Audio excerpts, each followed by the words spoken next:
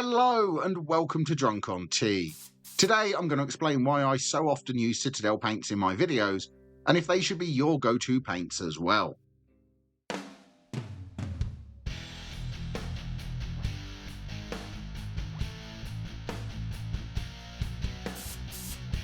I use Citadel Paints mostly because I have them. After painting miniatures for far too many years, I've built up a large collection of paints, and Citadel have always been one of my most regularly used brands.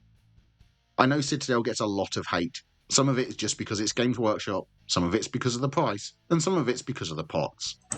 Hating the paints just because they're Games Workshop is just stupid. People love Warhammer but seem to hate everything the company does. All I care about is that they keep on making great looking models, and I tend not to really waste my time with hating on a company doing what all companies do. The price? Yeah, Citadel paints are expensive, but they aren't too far away from a lot of the other brands that most people use. Vallejo are slightly cheaper per paint, and Army Painter are now slightly more expensive per bottle, but with a little bit extra paint in each one. So there isn't a huge difference in the price between the brands, and often quality is reflected in the price paid for a lot of these mini paints. The paint pots, okay, they can be a pain. I'm sure we're all hoping for yet another redesign of the paint pots so they don't build up gunk around the rim quite so much. A lot of people want GW to switch to dropper bottles, and I would be okay with that, but the paint pot look is a part of GW's marketing and branding. Everyone else is using dropper bottles now, and a large part of business is to stand out from what everyone else is doing.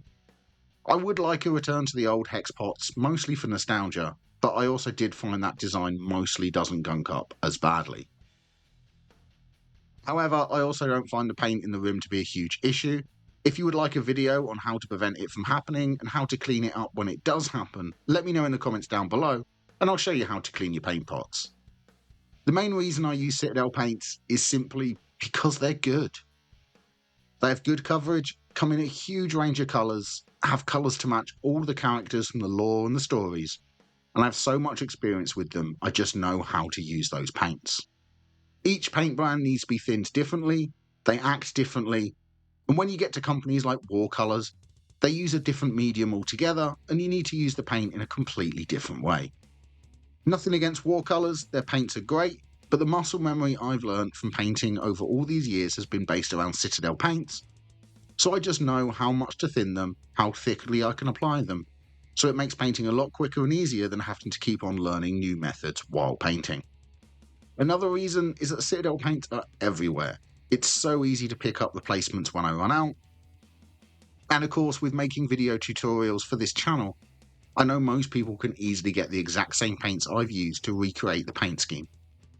If I was using a load of different brands, they might not be available in all countries, come at a much higher cost from imports, or just not be stocked by someone's local hobby shop.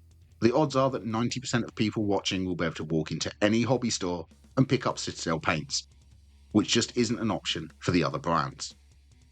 One of the other reasons I like Citadel paints is the base layer system that they use. It's easy to know how a paint is going to act on a model and what its intended purpose is. Base paints tend to be thicker and the colours a little bit darker, and layer paints are thinner, highly pigmented, brighter colours ideal for highlights. You can use any paint for any purpose. I've used layer paints for base coats many times, but just from picking up the pot, I know it's going to take more layers to build up that coverage, but I'll have a brighter model at the end of it. Although I don't often use contrast paints in my painting, they do give some great results. They are a fantastic tool for people who are new to miniature painting or want to just quickly get an army onto the tabletop. Same goes for the dry brushing paints. I often use regular paints for my dry brushing, but I know people who use the dry paints, and they say once you're used to how they work, they can give fantastic results. As with everything in this hobby, it's all about personal choice at the end of the day. I've recently tested out the John Blanche paints by Army Painter, and I loved using them. They're a huge improvement on the old Army Painter paints, which I hated using. Use whatever paints you have access to, can afford, and enjoy painting with. There's no right or wrong paints to use on your models. All that matters is they work for you, and you're having fun. But if you would like to see me test out more paints by different companies, let me know in the comments down below. Tell me your favourite brand and why I should check them out. But thank you very much for watching. Please don't forget to like and subscribe, And as always, an extra special thank you to Jenkins, our Tea Lover channel member, and happy painting.